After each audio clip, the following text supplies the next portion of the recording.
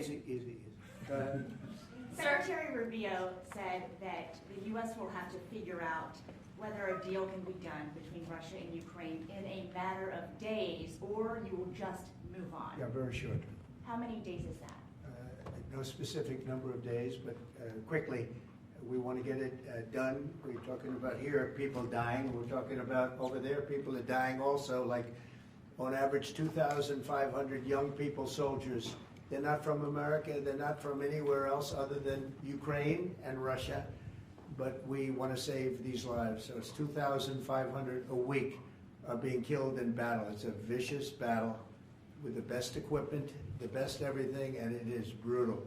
2,500 young people a week. Some of them not so young, actually. They're getting older. They're getting older by the month. But 2,500 a week, and we're going to get it stopped ideally. Now, if for some reason one of the two parties makes it very difficult, we're just going to say you're foolish, you're fools, you're horrible people, and we're going to just take a pass. But hopefully we won't have to do that. And Marco's right in saying it. We want to see it end.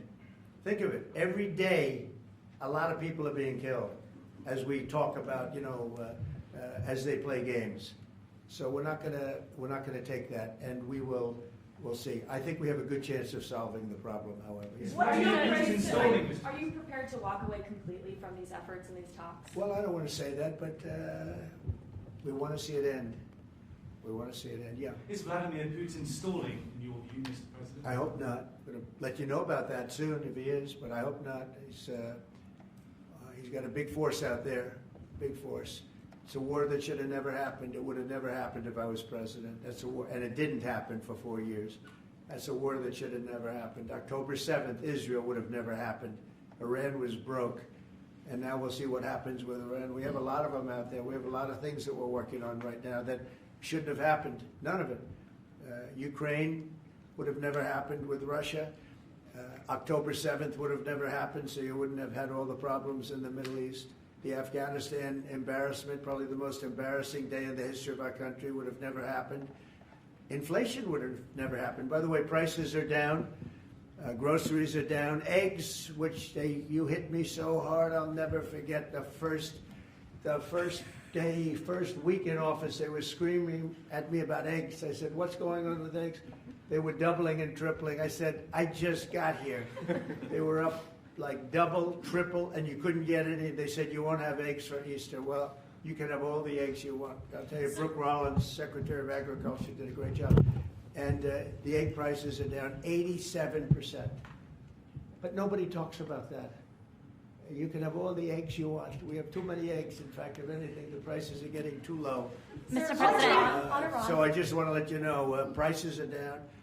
Gasoline yesterday in 3 states hit $1.98 a gallon. And it looks like it's at a level that it hasn't seen since my days, my 4 years. So it's about I'd say maybe, I think we're going to be averaging $2.25 very soon. So I just want to let you know, though, because I keep hearing about prices and inflation. Prices are coming down, not going up. Only the fake news says they're going up. The only thing that's even are interest rates. And if we had a Fed chairman that understood what he was doing, interest rates would be coming down too. He should bring them down. Yeah, please. Mr. President, what do you need to see from both sides in order to keep negotiations going? What do you want to see from Russia and Ukraine? I have to see. My whole life has been one big negotiation, and I know when people are playing us, and I know when they're not, and I have to see an enthusiasm to want to end it. And I think I see that enthusiasm. I think I see it from both sides. do you think Russia's But you're going to know soon. Do you think Russia's playing you? No, nobody's playing me. I'm trying to help. This was Biden's war, by the way. By me getting involved, they'll say, oh, it's Trump. This is not Trump's war. This is Biden. This is a war that should have never happened.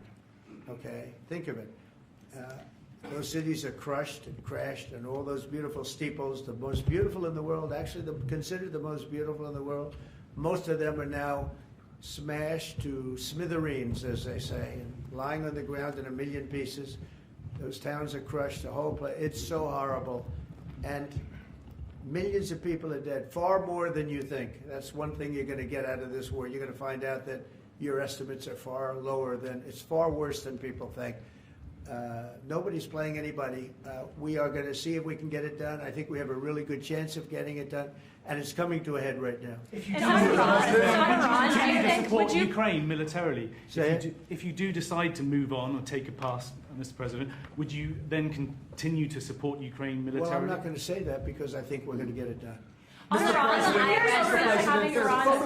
There's a group of Venezuelan men down in Texas who have been alerted that they are soon going to be deported under the Alien Enemies Act. Have you authorized that operation, I and don't know where are they about going the to go? group you're talking about, but if they're bad people, I would certainly authorize it, yeah. You know, I won an election in a landslide. We won all 7 swing states. We won by millions of votes. We won 2,750 districts to 505 districts. 2,750 to 505. That's why the map, when you look at it, is all red. And one of the biggest reason, I think the biggest single reason, actually, I'd like to say it's because of this, because I think they're going to come up with things that are incredible. But probably the biggest reason was because of the border and because of illegal immigration. And the people of this country want those people out. Because what Biden did, and I don't know if he did it, I'm not even sure he knows what the hell he was doing, but what his people did, representing him, was allow millions and millions of people from jails, from prisons all over the world, people from mental institutions and insane asylums, gang members, drug dealers, pouring into our place. And you know what? Our people voted for me to get them out. They want them out. They want them out. And we've done a hell of a job. And by the way, Ecuador and various places, but El Salvador, we've been helped by a lot of other states where they're helping us, actually.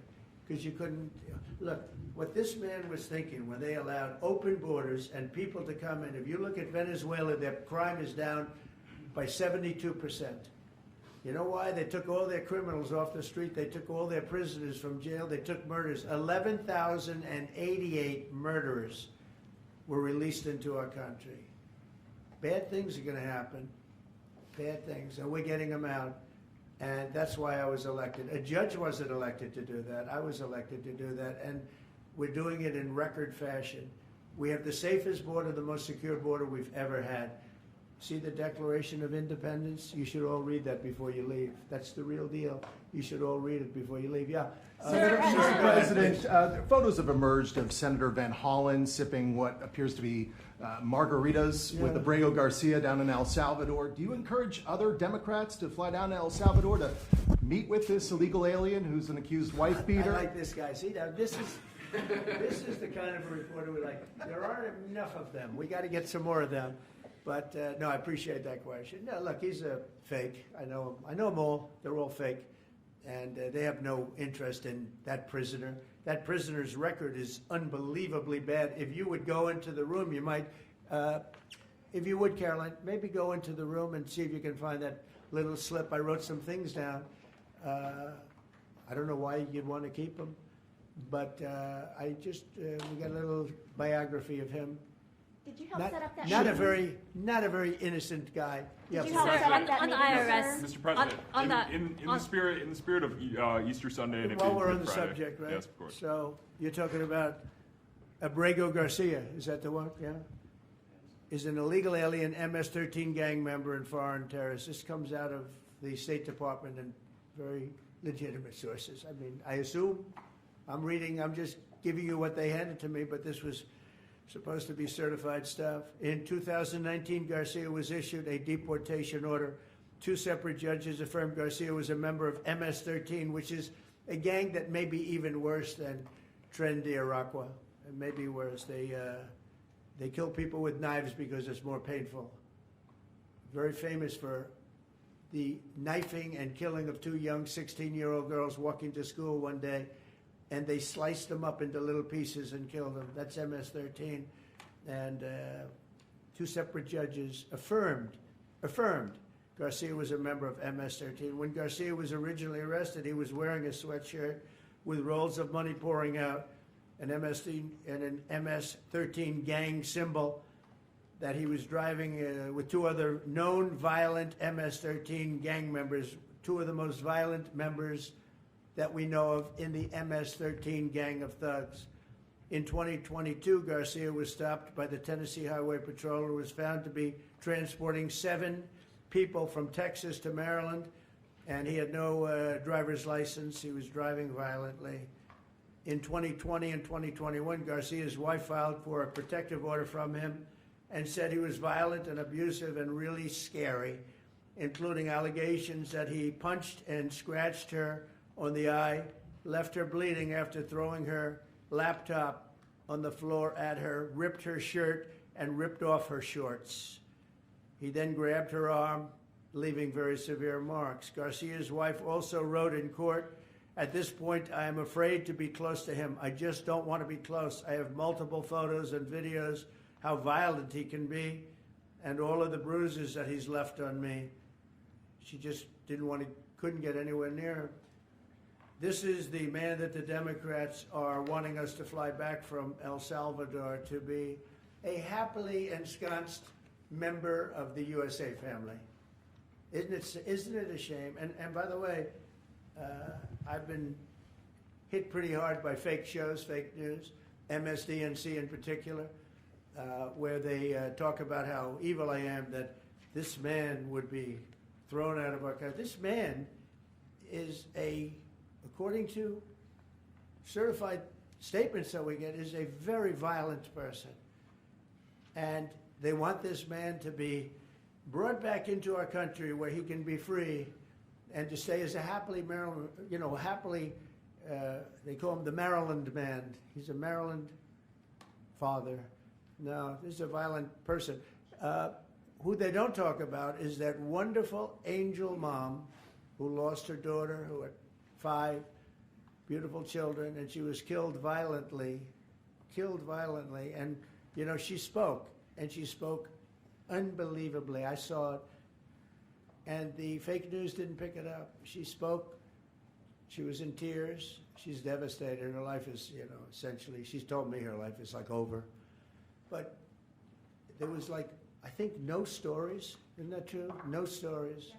Yes, sir. 0 stories. It was the most emotional thing. Everybody that watched it, they couldn't believe it. The fake news refused to put it up. So it's very sad. And yet they talk about this guy like he's an angel. See the angel up there? They think he's like that, like a little angel. Do you Sir, encourage also, other Democrats would to you be- visit? Would you be open to It has letting no Iran? impact. The way she let it, no impact. It's just like unbalanced. Would you do that? Go ahead. What I would Sir, do. on Iran, would you be open to letting Iran Say that? keep some kind of civil nuclear program, No or would impact the entire whatsoever. program need to be dismantled? I'm for stopping Iran very simply from having a nuclear weapon. They can't have a nuclear weapon. So the I entire want program Iran dismantled? to be great and prosperous and terrific. I stopped them once they were broke and they didn't have any money for Hamas. They didn't have any money for Hezbollah. There wouldn't have been an October 7th disaster. They were broke. They had no money, and they weren't spending it to terrorist organizations because they had none. When Biden came in, he took all the sanctions off. China wasn't allowed to buy. I said, if you buy, because they're their biggest customer, I said, you buy 1 barrel of oil, just 1 barrel of oil from Iran, and you can't do business in the United States. And by the way, we have nice conversations going with China just to intercede, It's like really very good. But Have you spoken with Xi? with Iran, they can't have a nuclear weapon. And if they have a nuclear weapon, you'll all be very unhappy. You'll all be very unhappy. Have you 'Cause spoken with Xi? your life Who is leading your those life trade will be in talks? great danger.